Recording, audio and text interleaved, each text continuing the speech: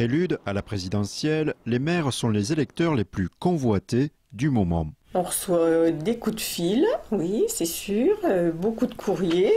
Et d'autre part, on est sollicité aussi, même à la maison, puisque moi j'ai quelqu'un qui est venu à la maison sonner à ma porte pour voir si je voulais parrainer quelqu'un. La maire de Fontette, 180 habitants, a reçu plus d'une dizaine de sollicitations de candidats méconnus pour l'élection présidentielle.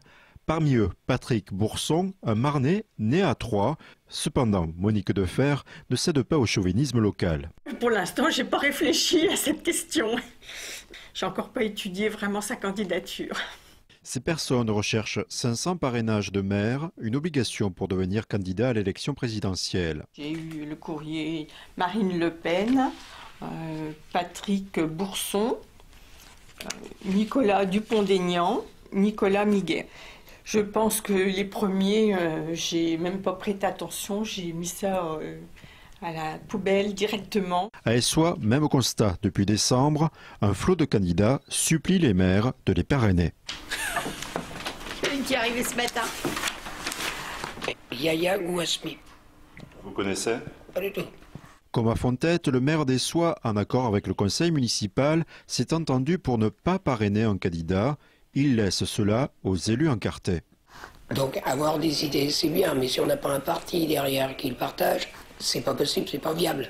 Les maires sans étiquette travaillent avec un conseil municipal où toutes les tendances politiques peuvent être représentées. Si sur une liste, il y a plusieurs sensibilités politiques, c'est effectivement une source de conflit. Et donc, nous souhaitons éviter ces conflits. Des candidats qui ont apporté leur soutien à telle ou telle personne, et on en tire 500. Et cette liste de 500 noms par candidat est publiée au journal officiel. Les élus ont vécu des expériences pour ceux qui ont apporté des signatures à certains candidats où ils ont été, je dirais, stigmatisés, montrés du doigt. Et certains ne veulent pas revivre ça. Maires, sénateurs, députés, conseillers généraux, ils sont près de 480 hautbois à pouvoir délivrer un parrainage.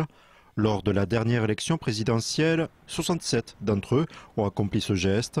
Le tiercé gagnant était alors Philippe Devilliers, Gérard Chivardi et Arlette Laguillet.